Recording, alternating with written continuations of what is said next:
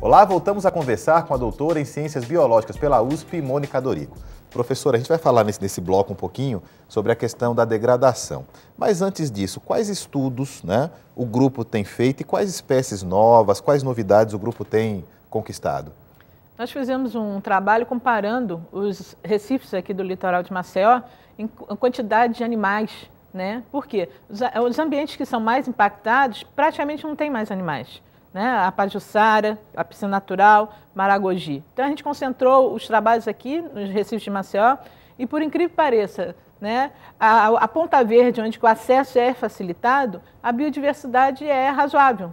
Você ainda tem uma diversidade considerável. Manteve ainda, ainda está se mantendo. Felizmente a gente conseguiu manter, não é? Até porque existe toda uma propaganda negativa com o litoral de Maceió por conta dos impactos de esgoto sanitário. Lamentavelmente, ainda tem muita construtora que não canaliza corretamente o esgoto. Esse impacto aqui é grande ainda, E é grande, basta uma chuvinha, e a praia fica toda contaminada de coliformes fecais. Isso é esgoto in natura. Por quê? Porque as empresas, várias construtoras, de vez de canalizarem o esgoto até o centro das ruas, onde que passa o cano principal de esgotamento sanitário, jogam nas águas pluviais que é na beira da calçada. E essas águas levam a água das chuvas até o mar. Isso é um problema de várias cidades no Brasil. Mas aqui em Maceió, principalmente na enseada da Pajuçara, onde é mais represada por conta da formação dos recifes, você vê isso claramente. E isso é competência da prefeitura resolver. É um impacto sanitário, pode causar inúmeras doenças, então vai se gastar muito mais em tratamento do que em saneamento. Mas mesmo assim a vida existe. Quais tipos de animais existem nesses corais? Os recifes têm uma grande diversidade de esponjas, grande diversidade de algas. Em termos de corais verdadeiros, nós temos 18 espécies de corais e dessas 18, 8 são endêmicas. Espécies endêmicas são aquelas que só ocorrem em algum local. Então, essas espécies endêmicas que ocorrem só na costa brasileira. Dentro dessas duas, nós temos duas espécies de Mucismilia, a Mucismilia hart e a Mucismilia ríspida, que são corais típicos das formações recifais nossas e ocorrem na borda do Recife. E são justamente esses corais que são mais impactados pelo turismo. Por quê? Justamente os locais onde o pessoal chega com os barcos, encosta os barcos, joga âncora em cima dos recifes. E esses corais eles levam muito tempo para crescer. Eles têm uma taxa de crescimento muito baixa, em torno de 10 centímetros quadrados ao ano. Então, a recuperação desses corais é muito lenta. Só que uma âncora ou um barco, quando bate, quebra pelo menos 1 metro quadrado. Isso é um problema em Maceió, mas também em Maragogi, não é? Maragogi também. Barcos grandes, gigantescos. Como conciliar, professora, o turismo com essa necessidade de se preservar o meio ambiente? As pessoas não têm limite, Eu digo não tem limite porque teve épocas em Maragogi que tinham 2.000 pessoas nas galés. Imagine você... É uma cidade na galé, Você imagina uma área pequena com 2.000 pessoas. Já na Pajuçara já não tem tantas pessoas porque é um trabalho só dos jangadeiros. Cada jangada leva 5, 6 pessoas. Maragogi tinha barco com 100 pessoas. Isso é impossível, você não pode botar 200.000 pessoas num metro quadrado. É questão de espaço. E o ambiente sofre demais com isso. Então, por muitos anos se tentou colocar boias na área dos recifes. Isso já se fez uma vez na Pajuçara, só que não foi mantido. Em Maragogi atualmente tem. Essas boias têm cordas que limitam a posição dos barcos e os barcos amarram, os barcos com cordas do barco, amarra essas boias.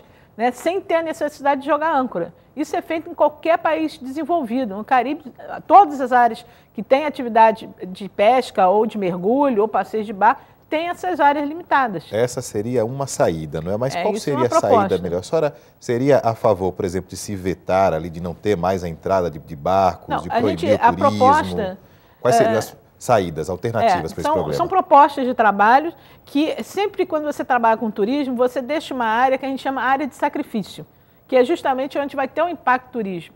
Então, por exemplo, onde hoje existe a atividade de turismo lá em Maragogi, nas galés, é uma área que está destinada para aquilo. O problema é que muitos barcos, quando chegam ao limite, eles vão para outras áreas. Então, eles começam a degradar, impactar outras áreas daquela região recifal. Aqui mesmo na Pajuçara a gente tem esse problema.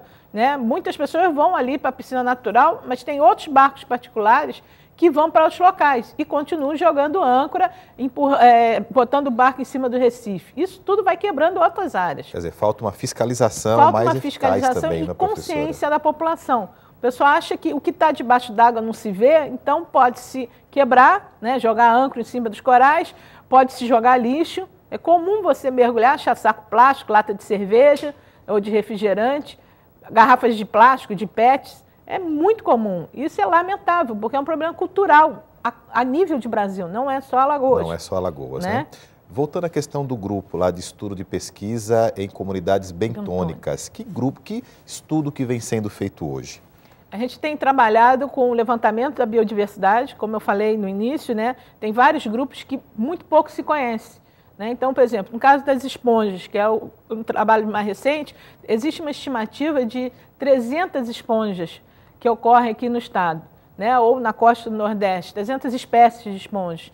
E a gente aqui para Alagoas, a gente tem 45 espécies, né? Então tem muita coisa para se fazer, né? No Sul, em algumas áreas, estão melhores estudadas que outras também, porque os grupos de pesquisa se desenvolveram inicialmente no sul do país. Só lembrando para quem está vendo que a comunidade bentônica seria São todos os animais que vivem associados a um substrato, ao fundo do mar. Então tem os animais que vivem associados aos recifes, que é um substrato consolidado, né? As raízes de manguezais também, e tem o substrato móvel, que são os substratos de praia, né? Que também são muito importantes na manutenção da fauna. Quantas pessoas envolvidas nesse estudo? Professores e professores, atualmente, alunos? Somos 3 professores, eu, a professora Hilda Helena Soviesowski, o professor Paulo Peter Medeiros, aqui da UFAL. Contamos também com a participação de outros professores da UFRJ, o professor Eduardo Raidu, que é especialista em esponja, o professor Paulo Paiva, que trabalha com poliquetas, são vermes marinhos, né? Tem outros professores do Museu Nacional, a Débora Pires, o professor Clóvis também, de Castro. Então tem vários professores que a gente trabalha em conjunto. E para esse estudo é fundamental pesquisa de campo, né? Ir a campo, visitando os locais. Como é que se dá esse processo? A gente mergulha, né? Em momentos que a maré está baixa, a gente faz trabalho a pé, né? Nas bordas dos recifes, no topo recifal, na parte que fica exposta. E quando necessário, a parte que fica dentro d'água, a gente, através de mergulhos de garrafa, que a gente chama, né? Ou então snorkeling. Snorkeling é só quando você respira com o teu próprio pulmão, dependendo da pessoa, pode ir. Conheço pessoas que vão a 30 metros só de pulmão, né? Mas geralmente vai ser 4, 5 metros, né? E prática, anos e anos de prática, né?